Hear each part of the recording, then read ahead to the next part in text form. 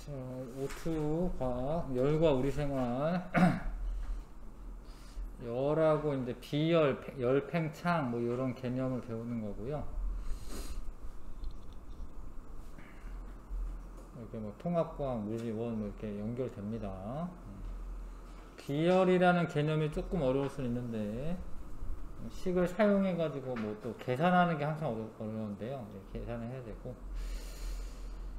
자, 일단 개념을 딱 앞에서 이제 초등학교 때 배운 개념인데, 온도는 온도계를 사용해서 측정한다. 이건 이제 뭐 21, 23, 23도겠네, 그쵸? 23도고. 안 나오지? 23도고요.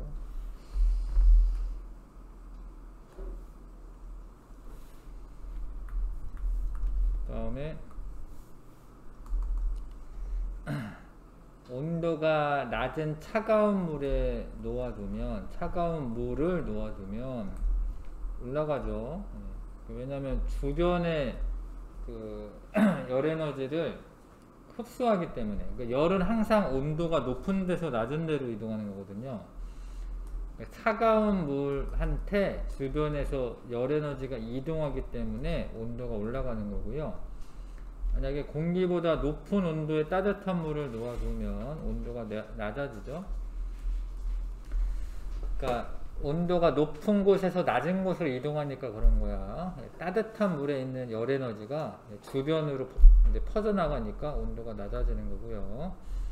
나중에 온도 같아지는 건데, 이런 거는 이제 열 평형에 이르렀다 뭐 이런 말을 하는 겁니다. 열 평형 상태에 도달했다 뭐 이런 말을 합니다. 열의 이동은 물질의 온도를 변화시키는 원인이다. 열이 이동해서 온도가 높아지거나 낮아지거나 뭐 그렇게 된다. 다 배운 건데, 온도가 높아진 공기는 올라가고, 대류죠, 대류. 차가워진 공기는 내려가는데, 뭐 밀도 차 때문에 그렇죠, 사실은. 이거 보면 넘겨보겠습니다. 자, 온도란 정의는 다 읽어두셔야 됩니다. 정의. 물체의 차갑고 뜨거운 정도를 수치로 나타낸 것. 뭐 몇 도씨 뭐 이렇게 수치로 나타낸 것. 그런 거를 온도라고 합니다. 온도는 이제 정의한 사람의 그 기준에 따라서 이제 우리가 수치로 나타내거든요. 온도가 이제 절대 온도, 화씨 온도, 이제 섭씨 온도 뭐 이런 식으로 있거든요. 뭐 그건 그거에 따라서 알아보면 되고. 자, 온도와 입자 운동. 온도는 물체를 구성하는 입자 운동의 활발한 정도를 나타낸다. 온도가 높으면 입자 운동이 활발한 거예요. 온도가 높으면 입자 운동이 활발한 겁니다. 온도가 낮으면 입자 운동이 둔하다. 여기 보시면 여기 꼬리 잘 봐. 꼬리 2개 그렸어. 여기는 뭐 4개죠? 이런 게 활발하면 표시를 한 거야. 이거 무시하면 안 돼. 꼬리 4개 그려놓은 게 더 활발한 거야. 뜨거운 물은 더 활발하고, 활발하다 보면 봐봐요. 이거 봐봐요. 여기 입자 사이의 거리가 멀어져. 그러니까 여기 안에 입자가 많지, 얘보다? 그런 거 같죠? 얘가 밀도가 크죠, 밀도가. 밀도 큽니다. 뜨거운 물은 좀 더 밀도가 낮아요. 밀도라는 게 부피분의 질량이긴 한데 빽빽한 정도를 의미하기 때문에, 그러니까 뜨거운 물이 차가운 물보다 밀도가 낮으니까, 만약에 2개가 섞이면 뜨거운 물이 위쪽으로 올라가요. 밀도가 낮으니까. 그렇겠죠? 자, 온도가 높을수록 입자 운동이 활발하다. 요거 꼬리 무시하면 안 된다. 자, 입자 운동이 활발해지는 경우 가열을 할 때 뿐만 아니라 두드리거나 튕길 때도 운동이 활발해지면서 온도가 높아진다. 이런 건 뭐 하는 거냐면, 이게 뭐 망치질을 막 해, 예를 들어서. 그러면 여기 막 이렇게 때리잖아? 그럼 여기 뜨거워, 망치가.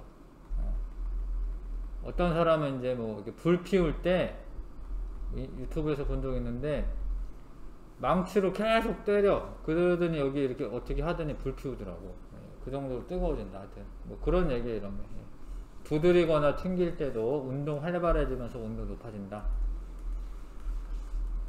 자, 아무튼 온도가 높으면 입자 운동 활발하다라는 거 아셔야 되고, 열은 온도가 높은 물체에서 낮은 물체로 이동하는 에너지를 열이라고 하는 거예요. 에너지를. 정의를 알아야 돼. 정의. 열이 뭐니? 온도가 높은 데서 낮은 곳으로 이동하는 에너지입니다. 이렇게 정의는 알아야 돼. 열의 이동 방법에 세 가지가 있는 거예요. 열의 이동 방법에 전도, 대류, 복사. 열의 이동 방법은 세 가지입니다. 전도, 대류, 복사. 초등학교 때 다 배웁니다. 전도는 고체 물질에서 입자 운동이 이웃한 입자에 차례대로 전달을 해주는 거예요. 여기를 가열을 해. 얘 입자 운동이 활발해져. 그럼 옆에 있는 애가 또 입자 운동이 활발해져서 점점 온도가 높아지면서 열이 이동을 하는 거예요. 그래서 전도는 고체 물질에서 일어나고 이렇게 건너뛰어가는 건 아니죠. 차례대로 전달해 주는 거고,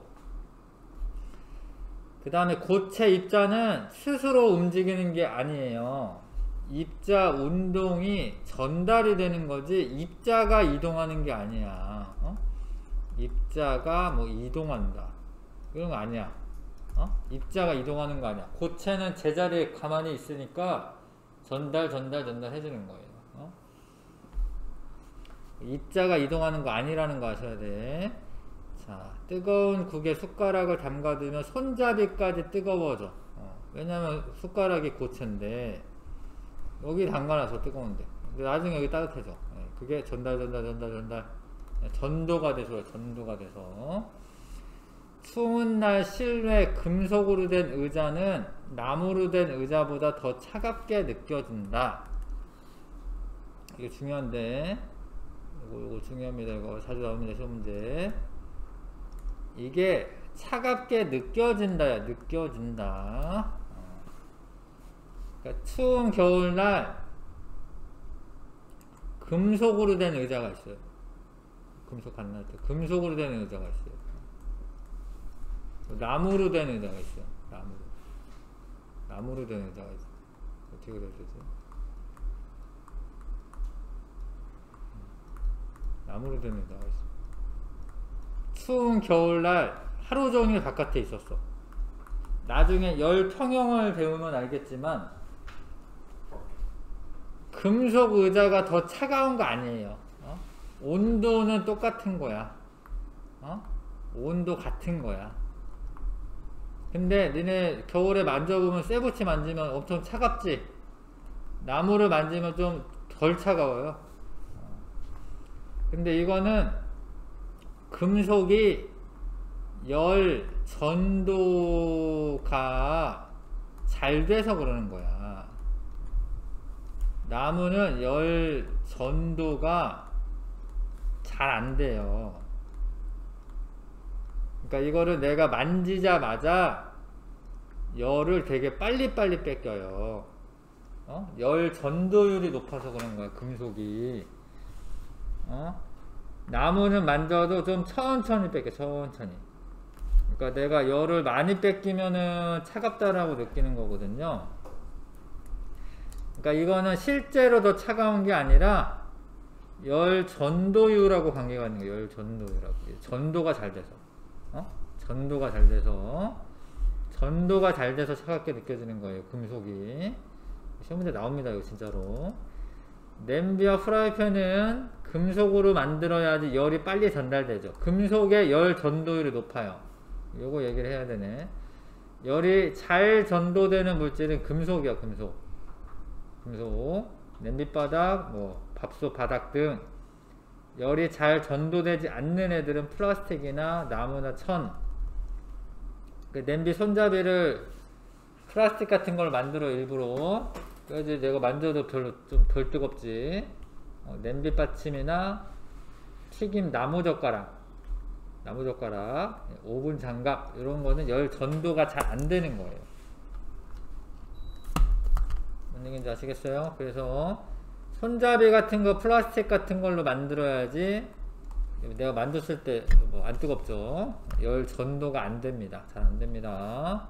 전도는 고체 물질에서 입자 운동이 이웃한 입자에게 전달이 되는 거고, 열 전도되는 그 정도가 다르다. 금속이 열 전도가 크고요. 나무나 플라스틱 이런 거는 열 전도가 잘 안 된다. 대류, 액체나 기체에서 입자가 직접 이동한다. 그러면서 열을 전달해 줍니다. 자, 입자가 이동해요. 고체는 이동 안 했는데 액체는 이동을 합니다. 아까 잠깐 얘기했지만 액체들 같은 경우에는 가열이 되면 밀도가 낮아져 가지고 가벼워지니까 위로 올라가. 위로 올라갔으면 여기 텅 비었는데 그냥 냅두나? 차가운 애가 밑으로 내려와서 채워요. 그러다 보면 얘도 데워져서 올라가고 데워져서 올라가고 이러다 보면은 전체적으로 따뜻해지는 거죠.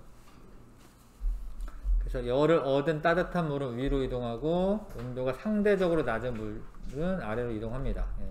입자가 직접 이동하는 거죠. 뜨거워진 물은 위로 올라가고 찬물은 아래로 내려간다. 주전자에 든 물을 끓일 때 아래쪽만 가열해도 전체적으로 데워진다. 이런 건 대류다, 대류. 난로를 켜면 방 전체가 따뜻해진다. 난로를 한 켠에 이렇게 켜잖아.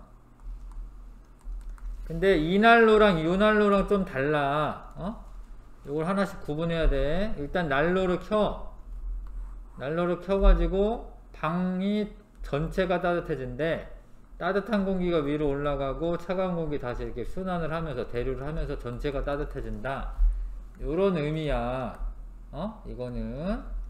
요거는 이제 복사의 의미인데, 아무튼 난로를 켰을 때 방 전체가 따뜻해지는 것은 따뜻한 공기가 이렇게 대류로 이동을 하기 때문에 따뜻해지는 겁니다.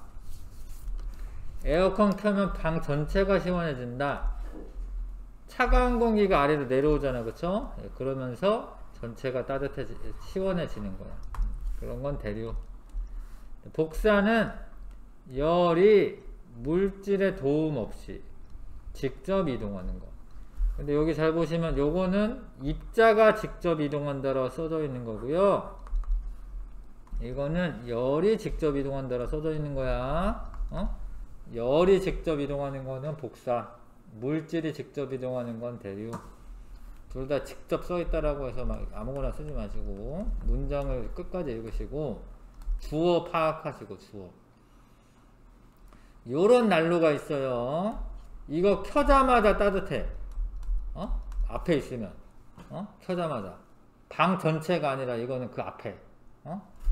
복사선, 열 복사선이 오는 거야, 직접. 요런 거는 켜자마자 앞에 있으면 따뜻해요. 방 전체가 다 따뜻해지는 거는 따뜻한 공기가, 대류가 일어나서 따뜻해지는 거고. 물론, 무조건 난로 있다라고 해서 대류 아니야. 요런 난로는 복사선이 직접 이동하는 거야. 그러니까 난로에 가까이 있으면 따뜻함을 느낀다. 이거는 복사에 의해서. 태양의 열이 지구로 전달된다. 태양하고 지구 사이에 진공 상태에 아무것도 없어요. 근데 어때? 따뜻하잖아, 햇빛 받으면. 그러니까 열이 직접 이동한 거지. 이거 뭐 공기가 뭐 어떻게 이동한 거 아니에요. 뭐 그늘에 있다가 햇빛 있는 데 나가면 바로 따뜻하잖아. 그런 거 열이 직접 이동하는 거야. 토스터나 오븐으로 요리한다. 그 안에 열 복사선이 이렇게 이런 열선이 있어요. 그 열이 직접 나오는 거야. 그늘보다 햇빛 아래가 더 따뜻하다. 복사. 적외선 카메라로 물체나 사람을 촬영하면 온도 분포를 알 수 있다. 나한테서도 사실 적외선이라고 하는 형태로 복사선이 나와요. 나옵니다. 나한테서 열선이. 그런 거는 복사라고 합니다. 복사. 이런 것도 자주 나오는데, 책을 열이라고 생각하는 거예요. 만약에 얘가 던졌어, 이거를. 이거는 복사. 왜냐면 열이 직접 이동했으니까. 얘네들이 앉아 있는데 책을 전달해줘요. 이거는 전도. 뭔 얘기인지 아시겠죠? 비유해가지고 설명하라고 하는 것도 잘 나옵니다. 근데 얘는 직접 들고 이동하잖아, 얘가. 이거는 대류. 이자가 직접 이동하기 때문에.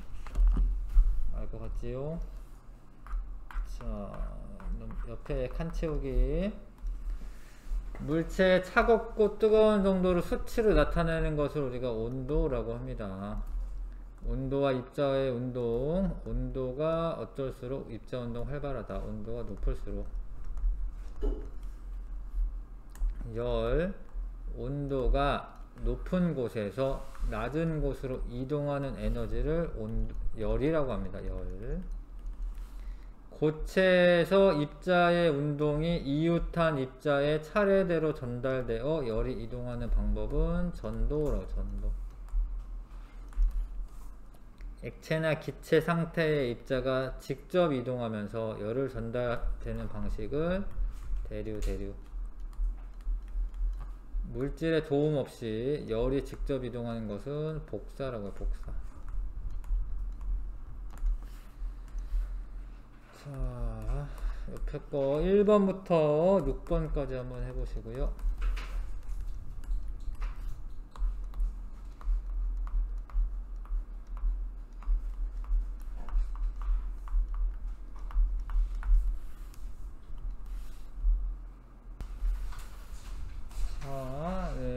물체 온도가 높아지면 입자운동 활발해지고요. 물체 온도가 낮아지면 둔해지는 거고.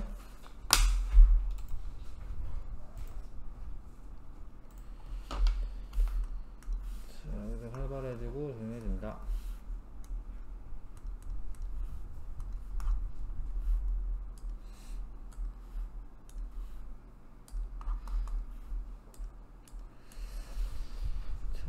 온도 높은 거부터 차례대로. 이거 활발한 거, 이거 활발한 거, 그치? 아니네, 이게 더 활발하네, 미안. 차례대로 쓰시오. 다가나. 다가나 쓰시면 되겠고. 그 다음에 전도는 입자가 직접 이동하는 거 아니지요. 입자는 이동하는 게 아니라 입자는 제자리에서 열만 전달을 해주는 겁니다. 전도는 주로 고체에서 일어나고, 복사는 입자 운동이 이웃한 입자의 차례대로 전달된다. 이거는 전도 이야기죠. 떨어져 있는 두 물체 사이에서도 열이 이동할 수 있다. 이동할 수 있지. 이동할 수 있어요. 떨어져 있어도. 뭐 복사나 뭐 이런 형태로도 이동할 수 있고요.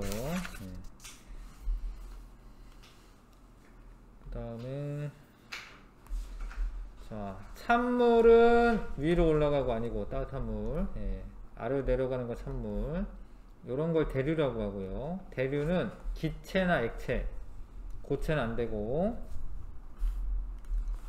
기체도 되고 액체도 돼요. 금속 막대를 타고 이동하는 건 전도. 따뜻한 게 이렇게 대류, 이거 대류. 아니네, 미안. 요거네. 이거 전도. 가가 이제 대류. 이거는 모닥불 폈다라고 무조건 대류 아닙니다. 바로 옆으로 이동, 이렇게 그러니까 복사되는 건데, 이건 복사입니다, 복사. 모닥불 피잖아? 그러면 손을 위에다가 대면 큰일, 뒤어요. 모닥불 펴. 근데 내가 불지하지 하고 여기다 손대. 엄청 뜨거워. 뜨거운 공기가 바로 올라오기 때문에.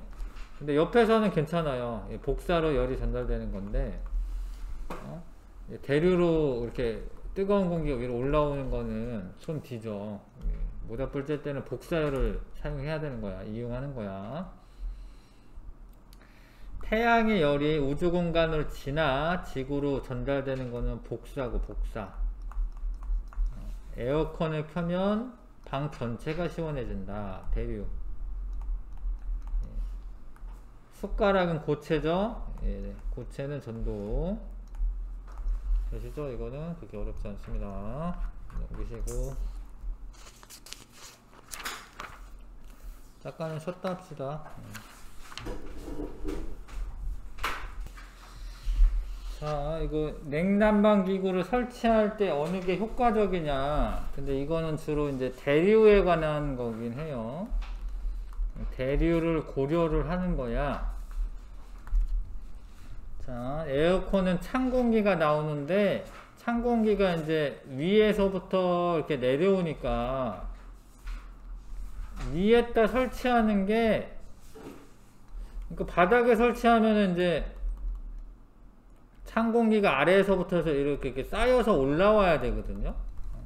근데 사람은 여기 있으면은 사람을 시원하게 해주려면 찬 공기가 이렇게 내려가면서 시원하게 해주면 되잖아. 응? 에어컨을 위에다 설치하는 게 좋은 거예요. 에어컨이 좀 스탠드형 에어컨들도 좀 바람이 좀 위에서 나와. 원래 요즘은 이렇게 나오긴 하대. 아무튼 에어컨을 위에다 설치하는 게 좋은 거고, 난로는 아래에다 설치하는 게 좋아. 물론 이제 공간적인 활용도 때문에 위에 설치하기도 하는데, 따뜻한 공기가 위로 올라가잖아. 이렇게 만약에 난로를 위에다 달았다고 쳐. 그냥 그럼 이렇게 바람을 이렇게 뭐 내보내주는 게 아닌 이상 따뜻한 공기가 위에 머물겠죠. 응? 그래서 천천히 내려올 거야. 따뜻한 공기가. 그러니까 따뜻한 공기는 아래에다 설치해 줘야지 나를 데워주면서 올라가겠지, 우리를. 그렇기 때문에 아무튼 따뜻한 난로는 아래에 설치하는 게 좋겠고, 냉방기는 위쪽에 설치하는 게 더 좋겠습니다. 이건 이제 대류 때문에 그런 거고요. 자, 열의 이동이 있는데 열의 이동을 막아요. 열의 이동을 막아.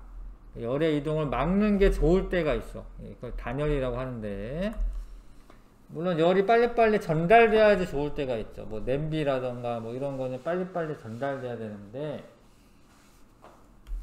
근데 이제 뭐 보온병 같은 경우에 뭐 따뜻한 물을 여기에다 넣어놨어요. 근데 보온이 되는 게 좋은 거잖아. 근데 그냥 냅두면 어떻게 되냐면 그냥 물컵에 이제 따뜻한 물을 떠나.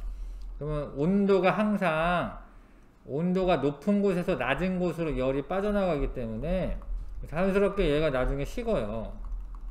그러니까 이거 열의 이동을 막는 게 좋겠지. 주택에서도 뭐 여름철에 에어컨을 딴뜩 켜서 시원하게 해놨어. 근데 바깥쪽에 온도가 높아. 그럼 열이 어떻게 돼? 안으로 들어와요. 그러면 이제 계속 에어컨 켜야 되잖아. 아니면 겨울철에 안을 따뜻하게 했어. 근데 열이 이동하니까 바깥쪽이 차가우니까 어떻게 되겠어요? 여기 열이 빠져나가요. 그럼 난로 계속 켜야 되잖아. 그러니까 이거를 막아. 열이 이동하는 걸 막아. 이렇게 막아. 막는 거를 우리가 단열이라고 하고, 단열을 하면 온도가 일정하게 유지될 수가 있죠. 근데 단열을 하려면 어떻게 해야 되냐? 전도, 대류, 복사에 의한 열의 이동을 막는 게 좋겠다 이거지. 그래서 보온병의 구조를 잘 봐야 되는데, 보온병의 구조는 이렇게 이중벽이 있어요. 이중. 그러니까 이중벽 사이를 진공으로 하는 게 제일 좋아. 진공을 하는 게 되게 좋은. 보온병은 이제 유리 같은 걸로 되어 있고, 하여튼 진공 상태가 있어요. 그러면은 진공은 아무것도 없으니까 전도에 의한 열의 이동도 막고 대류에 의한 열의 이동도 막는 거지. 진공이면. 그 다음에 잘 봐요. 보온병 내부를 이게 은으로 도금한다 이거. 은도금. 반짝반짝한 은도금. 반짝반짝 하면은 복사열을 반사를 해요. 그러니까 은도금하는 이유는 복사에 의한 열의 이동을 막는 거예요. 복사에 의한 열의 이동을 막습니다. 니네 좀 그 겨울철에 입는 잠바나 뭐 이런 거에, 파카에 등짝에 뭐 반짝반짝한 은박지 같은 거 붙어 있는 그런 거 있어요. 요즘에 등에 안쪽에 뭐 그런 건 비싸긴 하더라고요. 근데 그런 거는 내 몸에서 나가는 복사열을 반사해서 다시 나한테 보내는 거예요. 아무튼 복사에 의한 열의 이동을 막기 위해서 음도금 하는 거예요. 음도금. 그리고 뭐 아이스크림 포장지 같은 거에 뭐 이렇게 약간 뭐 공기 있는데 은박지 같은 걸로 되어 있죠. 그런 거 복사에 의한 열의 이동 막는 거예요. 그런 거는. 그 다음에 이 막에는 플라스틱으로 하는데 플라스틱은 열 전도가 잘 안 돼요. 그래서 일부러 플라스틱으로 합니다. 그 다음에 저렇게 진공으로 만들기가 어려우면은 공기층을 둬요. 공기층을. 응? 공기층을 둡니다. 근데 공기라는 거는 원래 좀 전도율이 되게 낮아. 그러니까 소음이라던가 스타이로폼이나 뽁뽁이 이런 거는 공기가 많이 들어있는데 공기는 전도에 의한 열의 이동을 막아요. 전도율이 작아서. 전도율이 작아서. 그래서 집을 지을 때 벽돌하고 벽돌 사이에 스타이로폼을 넣어요. 스타이로폼은 이제 그거는 그렇게 단단한 물질이 아니잖아. 스티로폼. 일부러 넣습니다. 왜냐하면 단열 효과를 위해서. 예. 겨울에는 따뜻하고 여름에 시원하게 하려고. 그 다음에 이 창문이 그냥 한 겹인 것 같은데 이중인 게 있어요. 물론 이제 창문을 두 개를 하는 것도 의미가 있고 두 개를 하는 것도. 네, 그러면 이중창이라고 합니다. 이중창.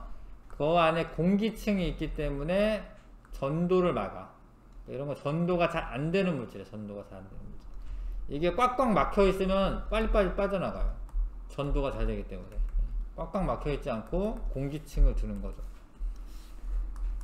뭐 오리털이나 이런 것도 오리털 자체가 사실 따뜻한 게 아니라 털하고 털 사이에 이 솜털 사이에 공기층이 있으니까, 그러니까 나한테서 나오는 열 에너지가 안 빠져나가서 따뜻한 거예요. 그 솜이 뭐 솜 자체가 따뜻한 게 아니야. 그러니까 나한테서 빠져나가는 열 에너지를 이 파카 이렇게 두껍게 입고 있으면 나한테서 나오는 열 에너지가 못 빠져나가니까 따뜻한 거지. 진공 상태는 전도와 대류를 모두 막을 수가 있고, 솜이나 이런 애들은 전도를 좀 막을 수가 있고, 은도금이나 은박지나 알루미늄 이런 것들은 복사에 의한 열의 이동을 막는 거예요. 아이스박스는 스타이로폼으로 되어 있어서 전도율이 떨어집니다. 예. 전도가 잘 안 돼. 그 다음에 소방관 방열복, 열이 잘 전달되지 않는 소재를 사용한다. 방한복은 공기층을 많이 포함하고 있다. 솜털을 많이 넣는다. 얇은 옷 여러 벌 겹쳐 입기. 요거는 이제 옷을 여러 번 겹쳐 입으면 요 사이에 공기층이 있을 거 아니야. 그래서 열 전도가 잘 안 되고 따뜻하다. 커튼 설치나 카펫 담요, 카펫이나 담요 깔기, 이런 거는 이제 열의 이동 막아주는 거입니다. 네. 자, 그리고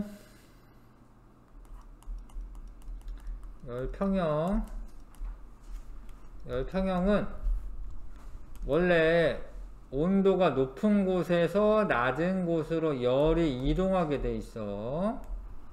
그냥 냅두잖아? 그러면은 온도가 높은 애는 온도가 떨어지고요, 온도가 낮은 애는 온도가 높아져요.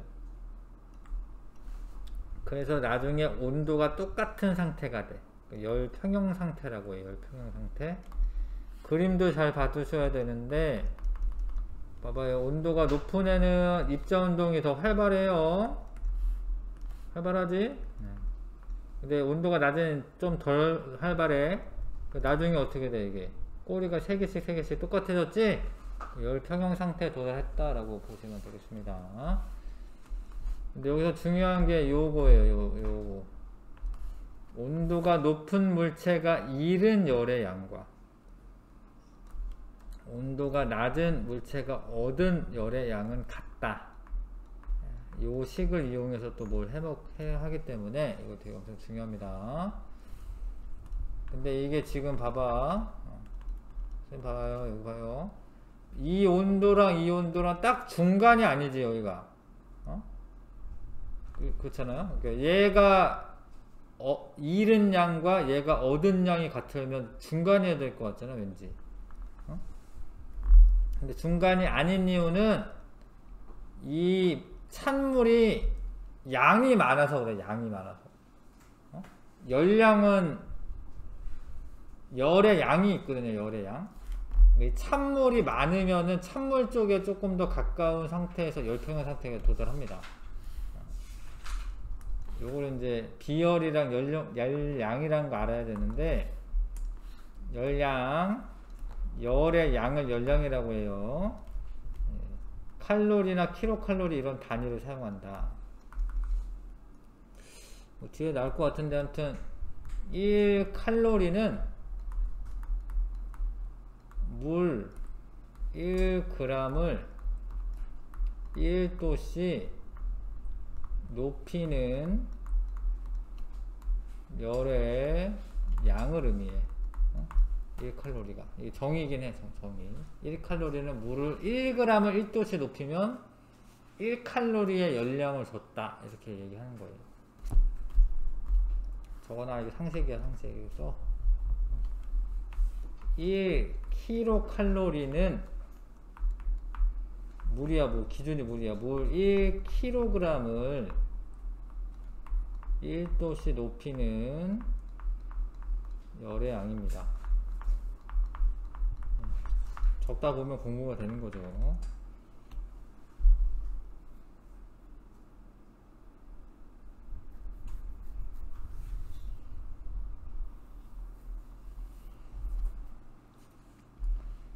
그래서 여기 온도가 높은 물체가 잃은 열량, 열의 양이 열량이죠.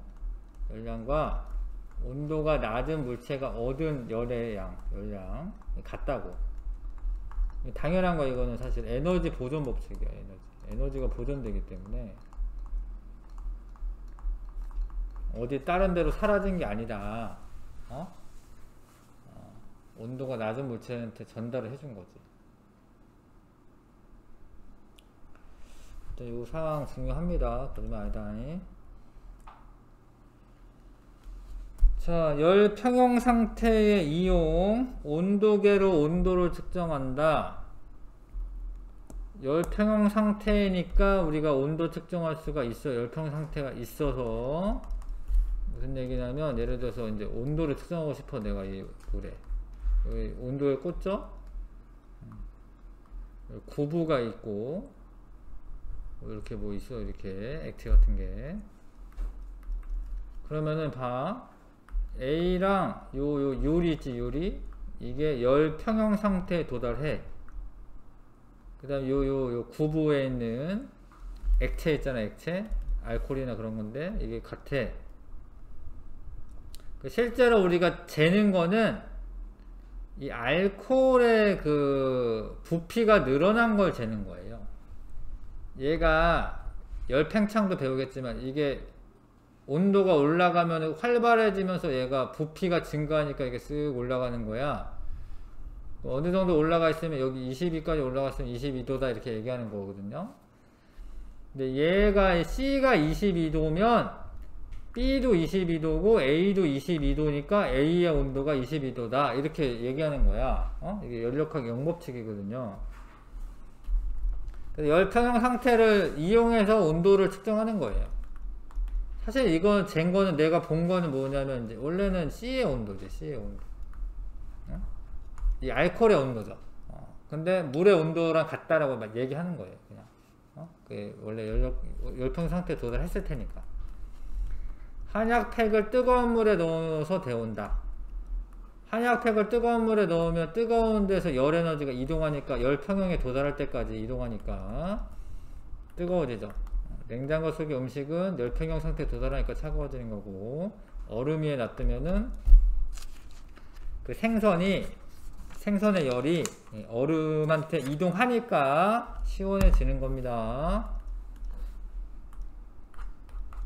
자, 열의 이동, 난방기는 위쪽에 설치하는 게 좋습니다. 아래쪽에 설치하는 게 좋습니다. 냉방기를 위쪽에. 물체와 물체 사이에 열이 이동하지 못하게 막는 것을 단열이라고, 단열.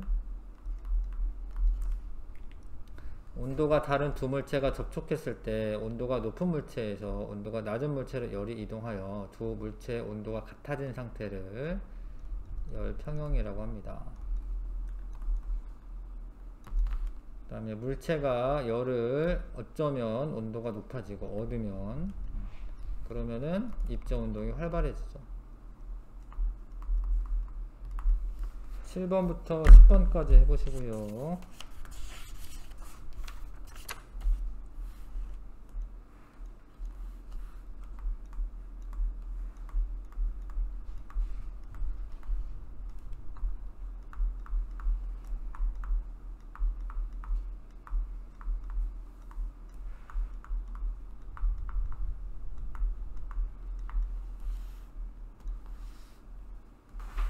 자, 해보자.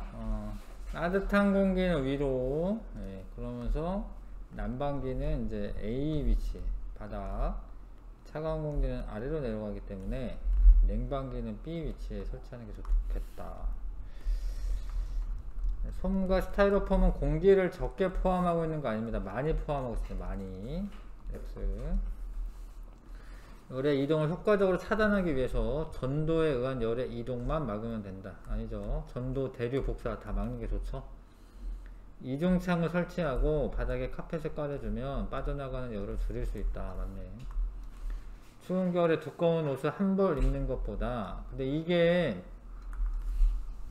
하여튼 문제는 이렇게 나온 건데, 얇은 옷을 여러 번 겹쳐 입으면 공기층이 생기니까 더 단열 효과가 좋다. 뭐 요런 얘기거든요. 네, 요런 얘기인데, 네. 요즘에는 이제 워낙 그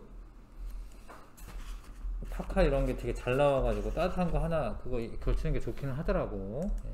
그래서 요거는 이제 공기층이 있어서 그렇다 이렇게 이해해 주시고, 9번에 열은 고온에서 저온으로 항상 양이 많고 적고 상관없어요. 그러니까 예를 들어서 얘가 A가 되게 조금이야, B가 엄청 많아, 그래도 얘가 50도야, 얘가 뭐 10도야, 양이랑 상관없어요. 그냥 무조건 온도가 높은 데서 낮은 데로 가는 거예요. 네. 온도가 높은 데서 낮은 데로 무조건 가는 거야. A에서 B로. A의 온도 점점 낮아질 거고 B는 높아지고요. 입자 운동 A는 둔해지고 B는 활발해지죠. 그렇다라고 이게 역전되는 건 아니에요. 똑같아질 때까지 그러는 거다. A가 잃은 열량은 B가 얻은 열량과 같다. 그 다음에 A와 B 사이의 열의 이동을 화살표로 나타내면 가랑 나네요. 가에서 나로 가는 거. 가에서 나. 가가 온도가 높잖아 처음에. 얘가 온도가 낮고 가에서 나로 가는 거고요. 열평형 상태인 구간은 여기 D네요. D. 열평형 상태 구간 써라라고 했는데 D 쓰시면 됩니다. 탐구 A. 자, 뜨거운 물하고 차가운 물하고 접촉을 시켜 놓은 건데 지금 뜨거운 물이 안쪽에 있는 거네요. 아, 열량기 안쪽이구나. 차가운 물이 여기 있는 거네요. 사실 이거는 좀 안 맞아요. 이게 사진이랑 좀 안 맞아요. 만약에 이렇게 실험하잖아? 차가운 물이 더 조금이지? 그래서 뜨거운 물 쪽으로 사실 이렇게 될 거야. 이거 이렇게. 원래 실험 제대로 하면 이렇게 됩니다. 이거. 왜냐면 뜨거운 물이 더 많거든요. 근데 이거는 그냥 요 결과대로 그냥 보면은, 자, 차가운 물의 온도가 올라가고 뜨거운 물은 낮아져서 30도씨에서 열평형 상태를 이루고 있네. 그쵸? 이거 원래는 차가운 물의 양이 더 조금이기 때문에 사실은 뜨거운 물 쪽에 더 가깝게 측정되는 게 맞아요. 자, 열은 온도가 높은 물체에서 낮은 물체로 이동하는 거고, 온도가 다른 두 물체가 접촉하면 뜨거운 물체는 온도가 낮아지고요. 원래 뜨거웠던 애, 차가운 애는 온도가 높아져서 온도가 같아지는 열평형 상태에 도달한다. 1번에서 3번 한번 풀어보시고요.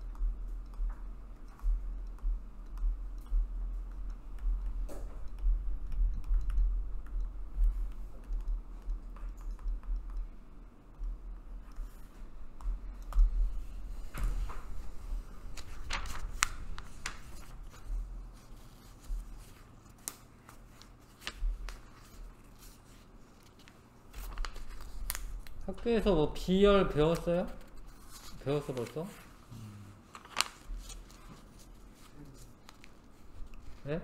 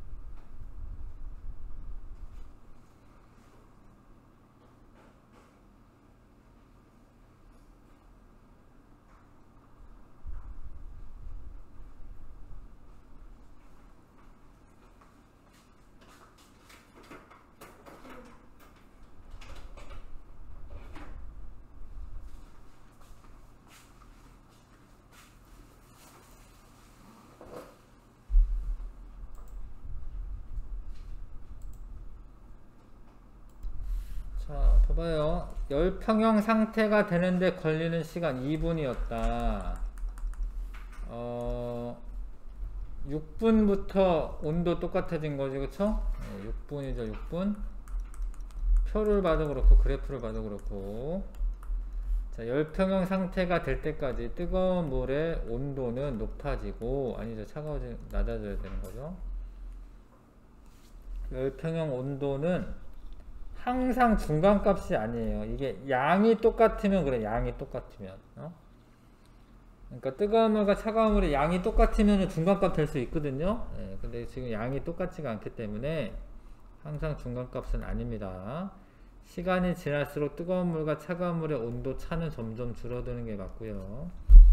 열은 뜨거운 물에서 차가운 물로 이동하는 거 맞고, 열평형 상태가 될 때까지 뜨거운 물의 입자 운동은 둔해지고 차가운 물은 활발해진다. 맞네. A와 B 사이에서 열이 이동하는 방향을 서술하여라. A에서 B로 가고요. 서술하라고 되어 있으니까 A에서 B로 이동한다 이렇게 쓰면 되겠죠. A에서 B로 이동한다. A를 구성하는 입자 운동은 어떻게 변하는지 둔해진다. 입자 운동이 둔해진다 이렇게 쓰면 되죠. 여기서 잠깐 해야 되는데, 일단 숙제로 다음주에 쉬기 때문에 140에서 143 140에서 143 숙제로 하시고, 문제 풀이도 해야 되는데요.